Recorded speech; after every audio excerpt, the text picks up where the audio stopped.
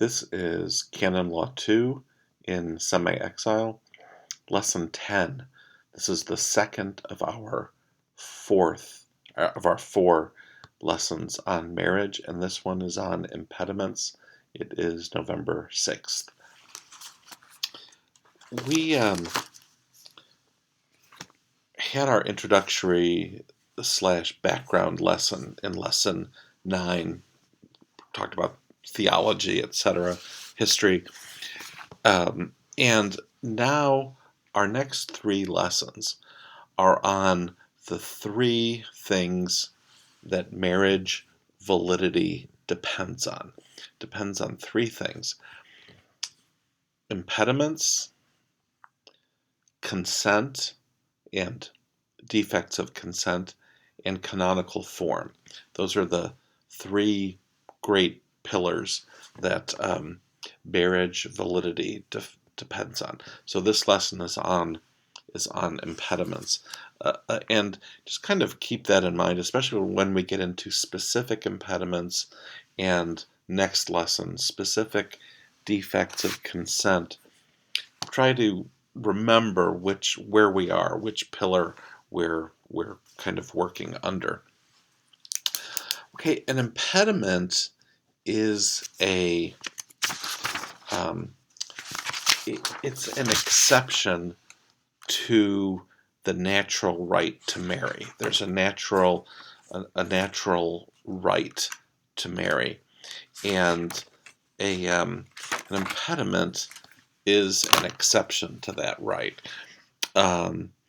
So kind of keep that in mind. There's a natural right to marry. That natural right is called the jus connubii, and an impediment is an exception to that right.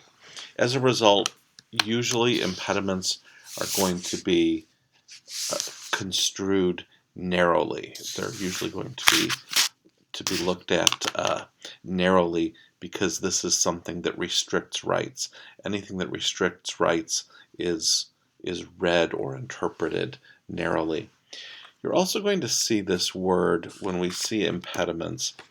You'll see this word diriment, diriment, diriment, impediment. And the reason you see this, that there used to be two kinds of impediments under the old code of canon law. One was called diriment impediments. The other, believe it or not, was called impediment impediments. And the diriment impediments were the more serious ones, because, again, diriment means dividing. So they were impediments that divided the spouse, the potential spouses, meaning this impediment would prevent them from getting married, whereas an impediment was more like something that would go to licitness or licety. Now we don't have any impediments anymore. We only have one kind of impediment, and it's called the diriment impediments. So all impediments under the current code are diriment impediments. They all prevent marriage. Some can be dispensed, so we'll talk about that. If they're dispensed, then someone can get married. One thing in studying impediments that we need to know is sort of where do they come from, and Woodall, I think, is pretty good on this.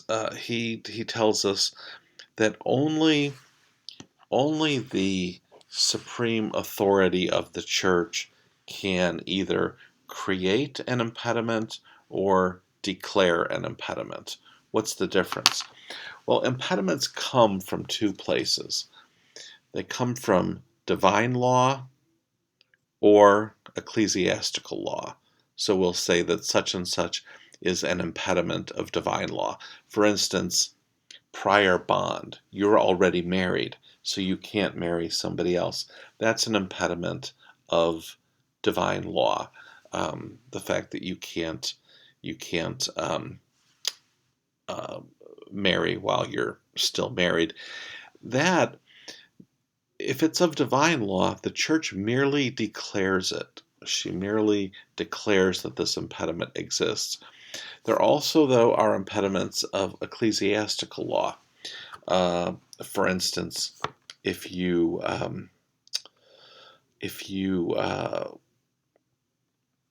like not being able to in a relationship of adoption, the in some of the family relationships, those are treated as if they were blood relationships. So you you can't marry your adoptive brother or sister. That's an impediment. But that's an impediment of ecclesiastical law. That's not natural law because it's not a blood relationship. So that could be dispensed. It is possible to marry one's adoptive brother or sister if that impediment is dispensed. You can't marry your natural brother or sister under any circumstances. That's an impediment of divine law, and impediments of divine law cannot be dispensed. Okay. And it's only the church that can do either one of these things, either declare the impediment of divine law or establish the impediment of ecclesiastical law. So even bishops cannot do this. They can't have a new impediment in their diocese. Why not? You may have noticed, as we've studied canon law these last 2 semesters, very often, especially in the 1983 code, the local bishops are encouraged to legislate, and the code even expects them to do so in certain areas. Not this area, though. We're not letting the bishops legislate. Why not? Simply because of the fundamental importance of what we were just talking about a moment ago, the jus connubii down here. The natural right to marry is so important. We have to be very careful about declaring too many impediments or declaring impediments when they're not necessary. We should only have the impediments that we absolutely need, and that's because of the fundamental importance of the jus connubii. Okay. If an impediment is of divine law, then it usually will apply to all marriages. Sometimes an impediment of ecclesiastical law may apply only to Catholics or to other Christians. Now, this isn't really an impediment, but it fits in with this discussion. If you look at Canon 1077, it says that the local ordinary can prohibit a specific couple from marrying or prohibit a specific marriage for a limited time if he has a grave reason. So again, there's this couple that wants to enter into marriage. It's a very ill-conceived marriage, so the ordinary can prohibit it, but only for a certain time. Again, and he has to have a grave reason. Why does he have to have a grave reason? Why can he prohibit it only for a given time?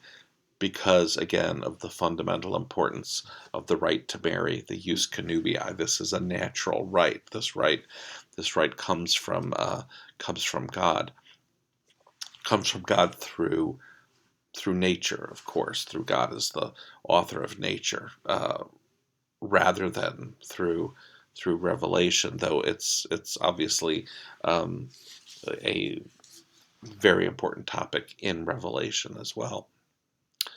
Okay, so needless to say, the impediments that the church establishes are those of ecclesiastical law, not those of divine law. Those of divine law, she's only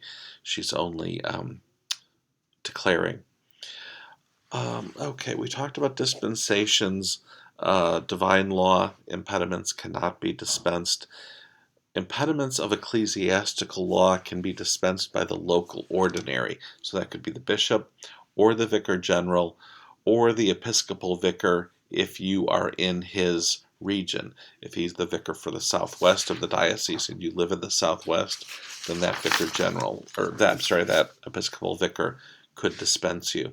The local ordinary can dispense those within his diocese, or he can dispense his own people wherever they are. That's Canon 1078.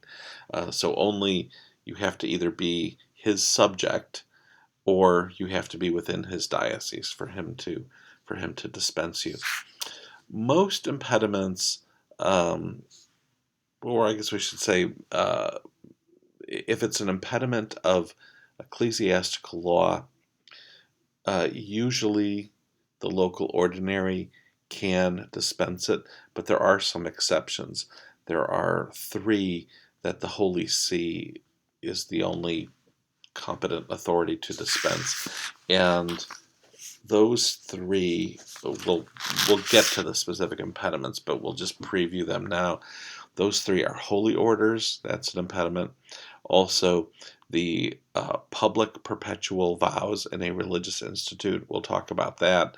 Only the Holy See can dispense that if the institute is of pontifical right. And the crime of murder, if you've murdered the spouse of the person who you want to marry, that's an impediment, and only the Holy See could dispense it. Okay, we've talked about dispensation. We're going to leave out we're going to put off 2 very important types of dispensation, or two important scenarios. One is in danger of death. We'll talk about that in class. It's quite complicated, so we want to talk about it in class because you'll almost certainly have some questions. And then there's also a different type of emergency situation when everything is prepared for the wedding and an impediment is discovered at the last moment, or the seriousness of it is discovered at the last moment. How can it be dispensed quickly, or which ones can be dispensed quickly? That sometimes is called the situation of when all is prepared for the wedding. So we'll talk about that again in class, because it's a more complex fact scenario than the usual ones that we're dealing with. So I think you'll be glad that we're discussing those as a group. Okay, now we've talked about impediments in general, how they're established, how for the most part they're dispensed, with a little bit left to say when we meet in class. Now we're going to talk about the impediments themselves. Starting in Canon 1083, we get a list of impediments. And the one mentioned in 1083 is the impediment of age. A woman may not marry before her 14th birthday, and a man may not marry before his 16th birthday. Probably, if you're like most people, these ages strike you as being very young. And that's they are indeed young. Again, we're talking about the natural right to marry. That's why it's so young. And the bishops' conference, if they wish to, they can set a higher age, but they can do that only for lyceity or licitness, not for validity. Civil law, though, may set a higher age, and in a lot of U.S. states it will be higher, and I believe the Bishops' Conference in the U.S. also has established the age of 18, and that's a common age in civil law. If there's a higher age in civil law, then, but this couple, say they're 16 and 17, still want to get married, they can only be married if the ordinary is consulted, because this is a law, this is Canon 1071, this is a marriage that would be against the civil law, would not be recognized in the civil law. So before you as the pastor can go forward with officiating at this marriage, you must consult the ordinary. Needless to say, most ministers and counselors would try to talk a young couple like this into waiting longer until they're more mature, and that's probably very good advice. But it's see how interesting it is that the law does recognize that it is at least theoretically possible to marry at this very very young age. Okay. Then our next impediment in the next canon is 1084. Our next impediment is impotence. Here we have, I'll put it here, 1084, the impediment of impotence. And what impotence means, we talked about this the other day when we talked about a consummation. Impotence means that one or both spouses is unable to engage in the marital act. Now, Woodall has a nice passage on 376 where he talks about the importance of this, and he says that we have these kind of good, he doesn't really mention theology of the body, but good insights of theology of the body, etc. And we talked about how the old 1917 code sometimes is criticized for this principle of use in corpus, this idea of rights to the body. Nonetheless, Woodall makes this valid and important point. Nonetheless, even though we don't speak in those terms any longer, and we're apt to emphasize love, mutual self-gift, lifelong commitment, emphasize those things more than the rights to the body, still the physical part is extremely important, and as a result, if the couple is unable to engage in the marital act, the marriage is invalid. Again, that's the actual definition of impotence. But we also say the impotence must be antecedent and perpetual. Antecedent means before the marriage. It that the one spouse, usually one spouse, maybe both spouses, was impotent before the marriage. If they marry, but then someone becomes impotent later, that marriage is still valid. This is impotence where the impotence is antecedent and perpetual. Perpetual essentially means incurable. It's going to it's going to go on forever. So it means it really cannot be cured, or it can't be cured by any type of intervention that's legitimate and moral. Woodall makes that point. I don't think that's. I'm not sure. I'm not 100% sure of what types of cures he has in mind that would not be moral, but maybe ones that would harm the integrity of the marital act. So again, antecedent and perpetual impotence, but we have to distinguish the case of sterility.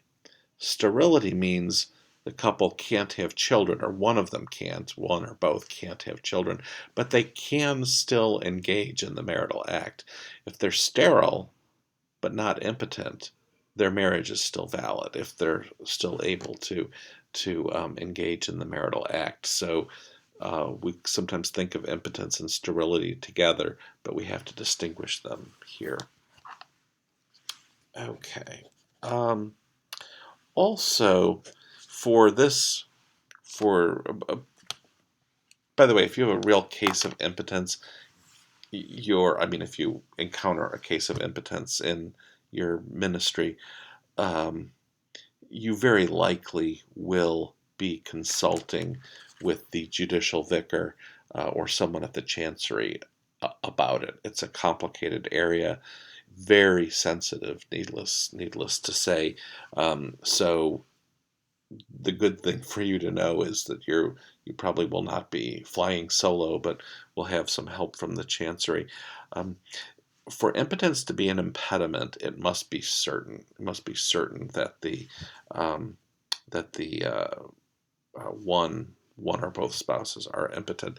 One thing I want to mention about perpetual impotence: there is impotence that is only temporary. For instance, sometimes after one has had surgery, if one's on medication or something like that, one might be impotent temporarily, but not perpetually. So in that case, the impediment would not arise. Also, there are two kinds of impotence: absolute and relative. What that means, absolute impotence means that the person cannot engage in the marital act at all. Can't engage in the marital act at all. Relative impotence means that the person cannot engage in the marital act with his or her spouse, that there's some particular reason that that the two of them cannot, these two specific people cannot engage in the marital act. Maybe some specific condition or specific deformity or something like that. So absolute impotence is inability entirely to engage in the marital act. Relative impotence is inability to engage in it with this person. Also, the cause of the impotence, we usually think of it as a physical cause. It could also be psychological, and even psychological impotence also can be either absolute or relative. Psychologically unable to engage in the marital act at all, or I'm not absolutely impotent, but psychologically unable to engage in the marital act with this one person, but this one person who I attempted to marry or something. So anyway, that's the impediment of impotence. Very important, and again, a very sensitive area. If you encounter it, you'll probably be encountering it after there has been a marriage and it's been discovered afterwards. And again, this is a very, very sensitive area. So you really need to call on your all your sympathy and empathy that you have. Question: is this an impediment of divine law or ecclesiastical law? If you look at the canon itself, it tells you that this is an impediment of divine law. Impediment of divine law. Okay, our next impediment, Canon 1085, is probably the most important one. It's called legamen, also known as prior bond. This simply means you can't marry this person because you're already married to another person. So that's legamen. We're going to say a little bit about this now, but we'll deal with this in class as well, just because it's so important. But we'll discuss it to some extent here. Like impotence, legamen is an impediment of divine law, divine natural law. So who can dispense this impediment? Nobody. No one can dispense you from the impediment of legamen. It's an impediment of divine natural law. Interestingly, this impediment exists even if the marriage was not consummated. Still, there would either need to be either a declaration of nullity or a dissolution of the non-consummated marriage before the person in this marriage could marry someone else.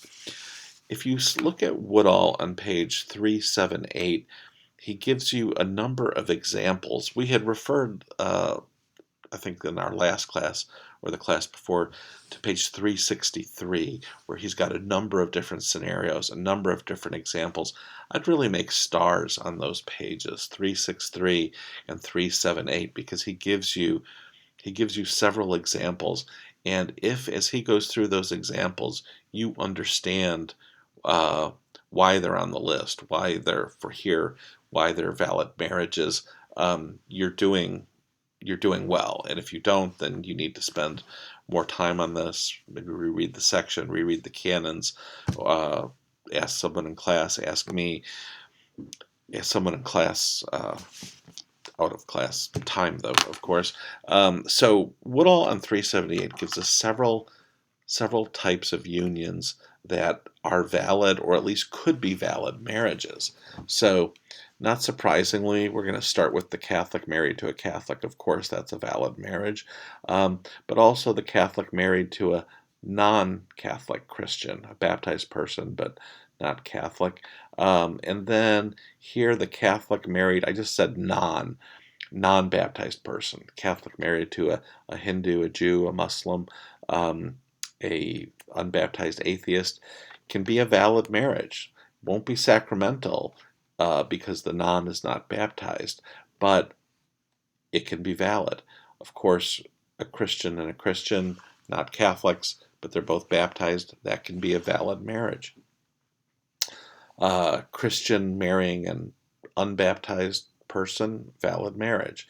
At least it can be. Again, if there's no impediment, no problem of consent, etc. And non, two unbaptized persons, two Hindus, two Jews, two Muslims, totally valid marriage, natural marriage, etc. So you really want to be able to understand these situations and why they lead to valid marriages. Let's see. We'll probably won't say a whole lot more about legamen for right now. You'll encounter this especially when you're helping people with nullity petitions. A real key is, and you'll go through this in your J-term program on marriage nullity, and also in the marriage practice and procedure elective if you're interested in that class. You really need to tell people when they're working with, you need to know about all previous marriages of both spouses. Sometimes people will say, oh, well, that one wasn't in the church, that one doesn't count. Wrong. You need to know about them all. Believe it or not, some people don't remember. They really don't remember them all, or they have difficulty. They're on their fourth marriage, maybe, and they know how many times they've been married. They probably could name all their spouses, but the years are starting to get blurry. They need to find out, and they can find out. But you need to be patient with them. But they're probably the ones that need to get that information. Woodall also, he lists on 376 and 377 the different types of documents that you need in a nullity case. I think that's pretty helpful. I'll leave that to you to look at. It's, baptismal certificates if one or both parties are baptized, etc. And then different if there's been divorces, the original or at least copy of probably the marriage certificate, but also the divorce decree, etc. So you can look at those things. Again, we said this. Who can dispense from this impediment of legamen? No one can dispense it. And in the more difficult cases, you're going to be consulting the judicial vicar. We probably will talk more about this in class. Those are kind of the basics about it, but lots of different scenarios that you could have. I want to go back to our various types of marriages that can be valid. Let's say the Christian or the Christian non. So let's say we've got an Episcopalian who married a Hindu in Las Vegas. That didn't work out. So now the Episcopalian wants to marry a Catholic in your diocese. And it can be very difficult getting them to understand why you need to know about the Vegas wedding. They may say, well, that doesn't count. He wasn't Catholic. Um, the other spouse wasn't Catholic. It wasn't married in church. You need to know about that. That marriage needs to be examined too. It's that's a valid that can be a valid wedding. I mean, that could if that's a legal wedding in Nevada with Elvis officiating at the wedding. Um, Now, that's not going to be a valid wedding for a Catholic who has to marry according to Catholic form, where you have to be in front of a deacon or a priest. Alas, not Elvis. But if you were dispensed from Catholic form, from canonical form, even a Catholic could marry before Elvis. So this I don't think happens all that often, but even a Catholic marrying before Elvis could be if there's a dispensation from form, could be a valid marriage. So a lot of people think that these maybe uh, spur of the moment marriages don't count or something like that, or if they weren't in church they don't count, or if they happened before I was Catholic they don't count. They count. They count. You need to know about them all. Okay. The next impediment is called disparity of cult, or disparity of worship. And that's Canon 1086. I'm going to turn this a little bit. Canon 1086. And that just means that's the Catholic marrying an unbaptized person. So if it's a Catholic, so a Catholic cannot validly marry an unbaptized person unless we get this impediment dispensed. Now, we need to distinguish it. We say over here, we need to distinguish this from the situation of a mixed marriage. A mixed marriage is a Catholic marrying a non-Catholic Christian, a baptized person but not a Catholic. Mixed marriage is you need permission to marry there, but it's not an impediment. So if you don't get permission, somebody forgets or something like that, that's illicit, but the marriage could still be valid. With disparity of cult, you need the impediment you need the impediment dispensed for the marriage to be valid. Okay, and to get that impediment dispensed, the Catholic party is going to have to give assurances, namely that it's going to have to make clear to the ordinary, probably to the pastor who will convey it to the ordinary, that the Catholic has removed the dangers of him or her falling away from the faith, and that when they have children, they will do everything in their power to raise the children Catholic. Okay, that permission, though, that impediment, at least in the United States, very often granted. Again, it's very important to make these assurances, but very often that impediment, or not, I said impediments granted, I meant the dispensation from the impediment, very often granted. Okay, our next one, Canon 1087, sacred orders. So if you're in orders, you cannot marry validly. Even if you're a permanent deacon, you're married, your wife dies, you are impeded from marrying again. So you cannot marry unless you get a dispensation.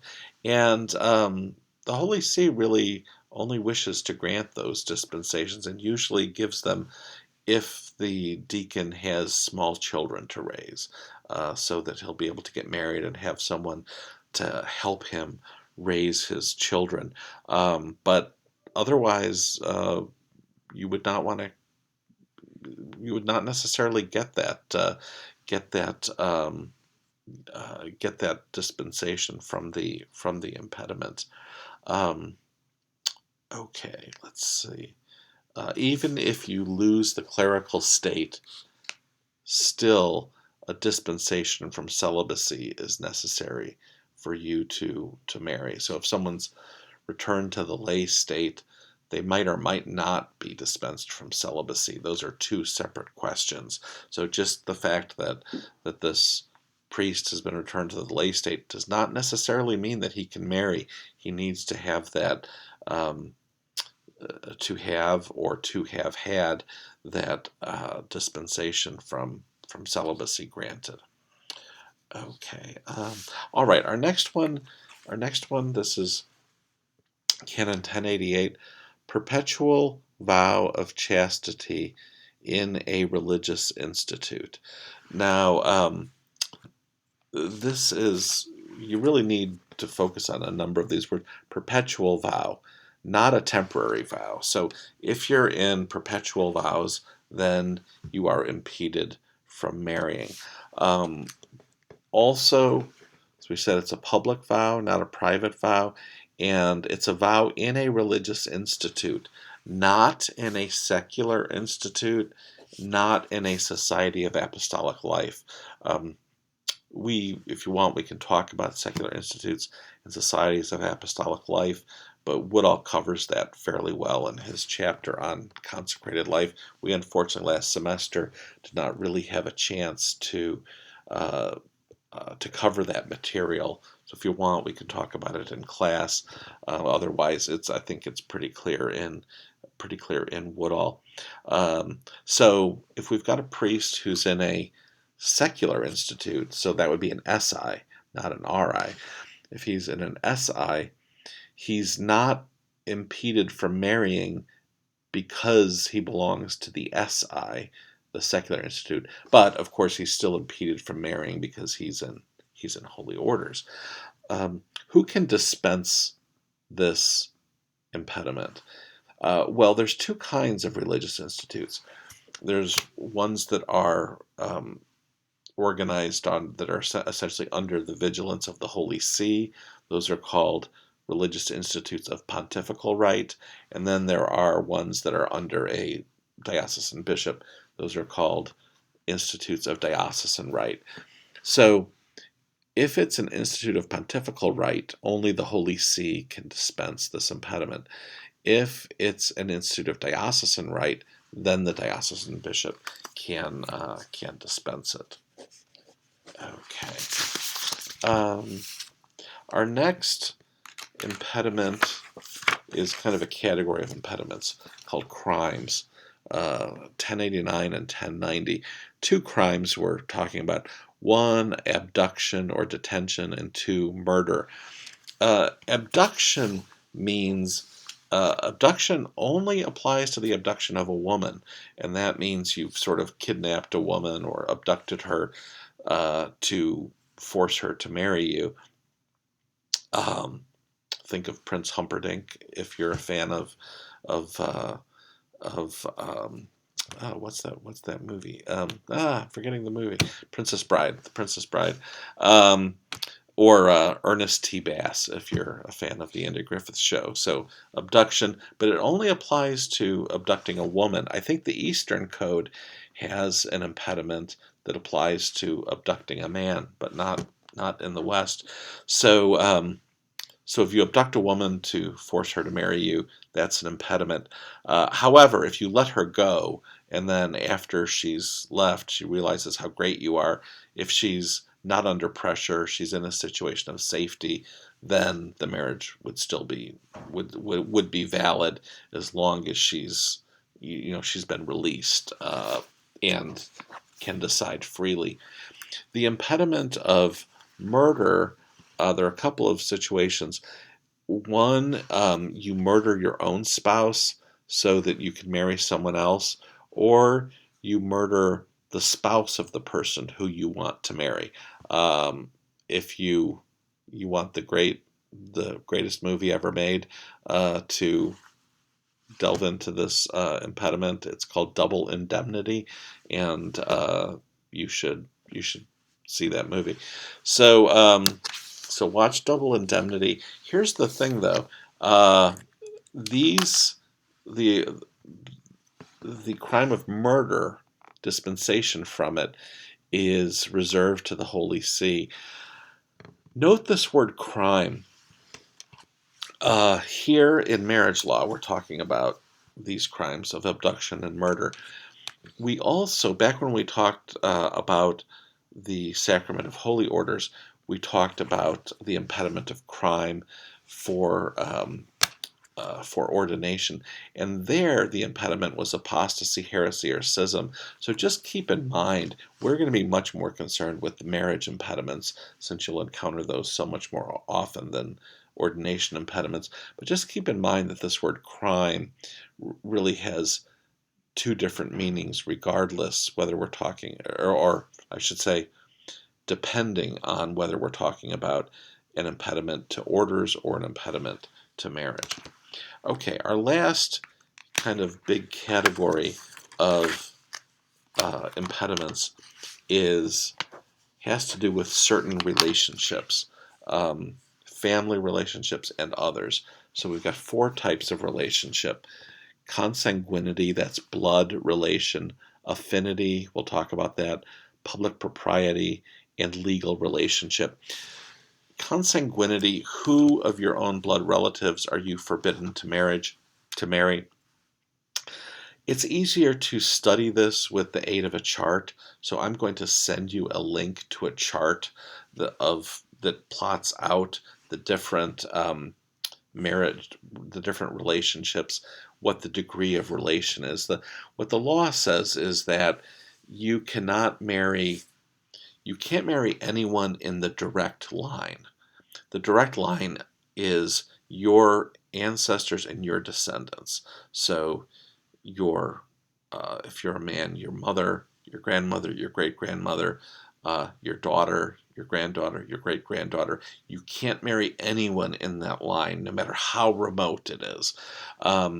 You can never marry an ancestor or a direct descendant. However, there's another line, that's the direct line. There's another line called the collateral line. And again, this is why we need a chart. But the collateral line has to do with people like brothers and sisters, cousins, aunts and uncles, nephews, things like that. The impediment is that you can't marry anybody. Again, we already said the direct line. In the collateral line, it's anybody closer than, or anybody in the fourth degree or closer. Fourth degree means your first cousin or closer. So you can't marry anybody closer than that. And like your brother or sister you're in the second line of the is in the second degree of the collateral line. So we'll kind of go through this in class. But what's good about the chart I'm sending you is it's got little numbers telling you what the degree of separation is. So it's kind of 4 by first cousins. First cousin is a key relationship. If it's beyond that, if it's second cousin, then you can. That's more distant than first cousin. You can marry your second cousin, and you do not need a dispensation.